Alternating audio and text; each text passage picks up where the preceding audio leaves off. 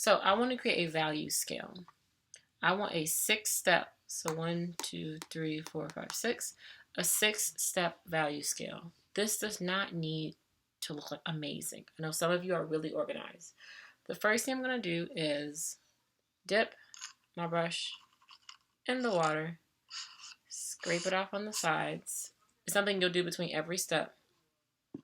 And then I'm only going to choose one color. I'm going to use, let's use purple. I'm going to swirl it a bit because I want to pick up a lot of color. I don't want this to be something that has just a bit of color. I want a lot of color. All right, here is my first swatch. It's pretty dark, pretty well saturated. I picked up a nice amount of color, not too much water. Okay. On the next swatch, I'm going to do the same thing. The only difference is I want more water. I'll dip it again. I'm not even going to swipe it off. I'm dipping it back into the purple.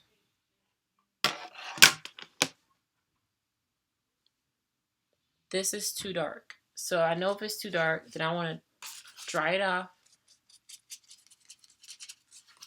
Get more water. Add water.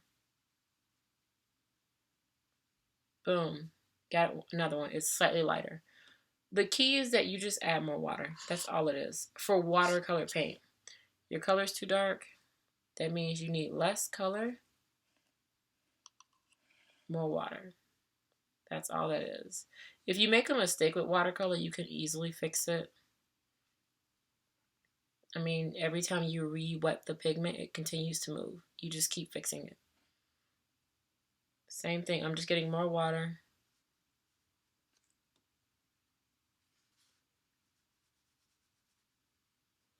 So if you use more water and less color, you get a lighter value. You could always mix colors. That's always an option. And this is going to be really good when it's time to layer materials. If you want to layer watercolor and colored pencil, knowing how dark you want your color is good. Also something you just want to practice in general. You could add a 6th color, or you could just tell yourself, because its value is going from darkest to lightest, you could tell yourself this last box is white.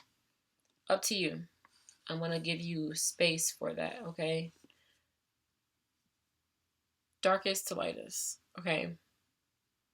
Boom. All I did was add more water each time. I kind of feel like these are the same color. So right now I'm getting a little more paint. And just adding a bit more paint. That's the only good thing about watercolor is it dries fast, you can work fast, you can do whatever you want with it. That is a very basic value scale. So if you're using watercolor or acrylic, in the bottom section, what I want you to do is practice color mixing. You got 2 options for color mixing. You can mix in your tray. So if you have one of the 8 sets, mix in the lid, okay? Don't mix in your paint. That's why this one is all grimy. Don't mix inside of your paint. Either mix in your tray or mix on the page. First, I'm going to mix on the page. This is especially good for people who've literally never used paint in their life, okay? You're like, I've never painted in my life. Let's start with something really simple. Blue. All right, blue and yellow. I put down my blue. I need to completely clean my brush off. Like, it's not something that I can just, like, oh, it's cool, let me keep going. Nope. Boom. My brush is completely clean.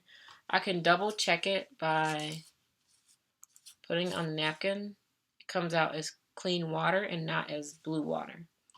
Now that it's cleaned off, get some more water, and let's pick up the color yellow. I'm not going to record myself doing this entire thing. I want you to just mix as many colors as possible.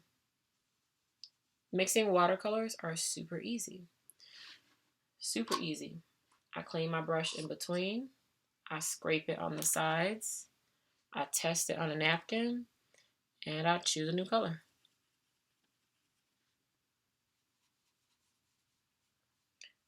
These are about the size of my, actually they're smaller than my thumb.